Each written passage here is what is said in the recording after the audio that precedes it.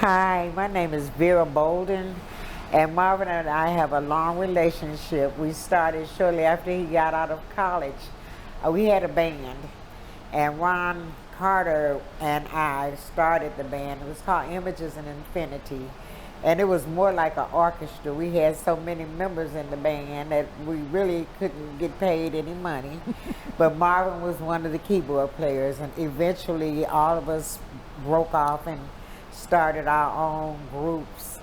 And down the road, I started teaching with Marvin at King Middle School, and that was a great experience. He was a wonderful, wonderful band director, and aside from that, he was just the sweetest person ever to work with. Just always, always a gentleman, always a kind word, always a smile. So that's how we got started, and I played for his home church, and I still do. I've been here over 40 years now. I came just to fill in for a musician that wasn't here, and I was to play that one Sunday, and that one Sunday ended up being 40 plus years. And Marvin was also here playing? Marvin, I think he had graduated and moved on to another church, because musicians are kind of hard to come by. And the reason that he didn't end up playing here was because he was always committed, already committed to another church. And, you know, we try to keep our commitments. Well, talking about his experience in the school system, how would you describe his ability to interact with the students? He did a great job. I was the music teacher at the school, and he was a band director, and his students were fed from the music classes. So usually the best of the best are the children that were interested in playing an instrument.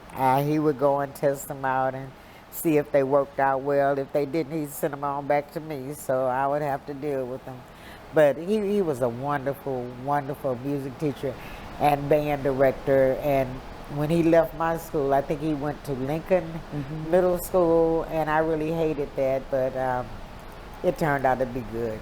Well, one of the things I have heard about him is the fact that he encouraged his students to be creative and create their own music, and or he would compose a piece to celebrate the fact that he did charts. He did charts. I remember I played at one of his church's concerts, and I was so happy that he wrote that chart out, because otherwise I wouldn't have been able to play the song. But he's excellent at doing that. He scores music. He has tremendous talent, tremendous piano playing ability that I envy, because he's a jazz improviser, and I just love that about him.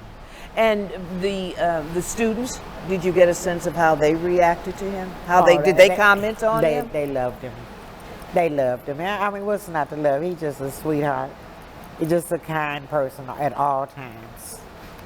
Just kind. That's good. The band, Infinity Images and Infinity. Images Infinity? What was that experience like? How did Marvin handle that responsibility?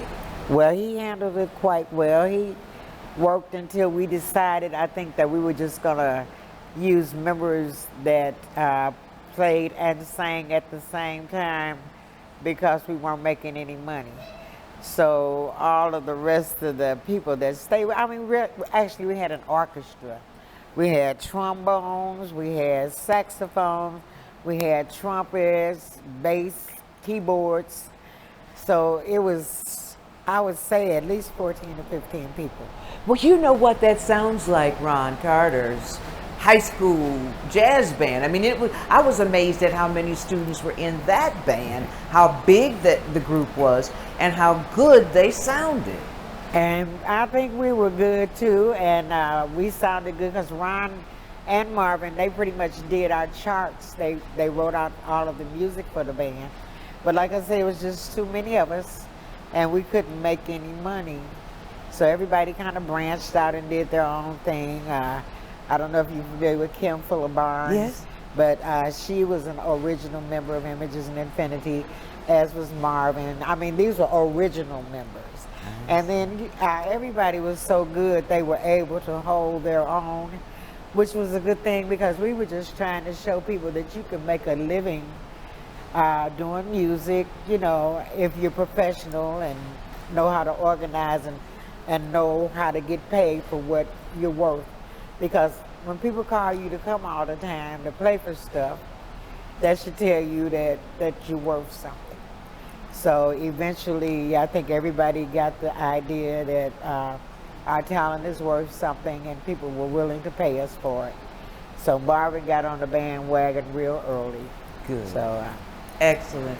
Do you have any stories or any interesting tidbits you could share about Marvin and his family? Or?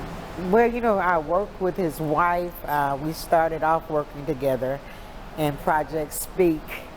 And then I moved from Project Speak to the classroom. And eventually I got transferred to the music classroom where she was also working. But she eventually became my principal.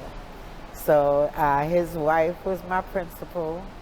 And it was a very good experience working with her as well. She's a sweetie pie, just like he is. I think they're perfectly matched for one another. I do too. And they work so well together. They produce so well together. I do too. So I think it was a match made in heaven. I love it. I love it. Well, Miss Bolden, thank you so much. You've given us plenty to work with. Very good. Thank you. Unless there's something else you want to add.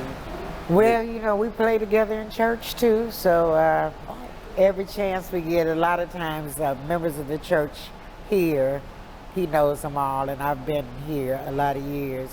So he will come, and if he comes, I will insist that he gets on the piano and plays with me because he's a wonderful musician. He don't try to take over, you know, he'll let you have yours and he'll get his little bit. Anyway, he's just a wonderful, wonderful person. Excellent. I can't say nothing bad about him. Good. There's nothing bad to say. Nothing at all. Period. All right. Thank you so much, Ms. Thank Bolden. you. Now, don't go away. We're going to get the microphone.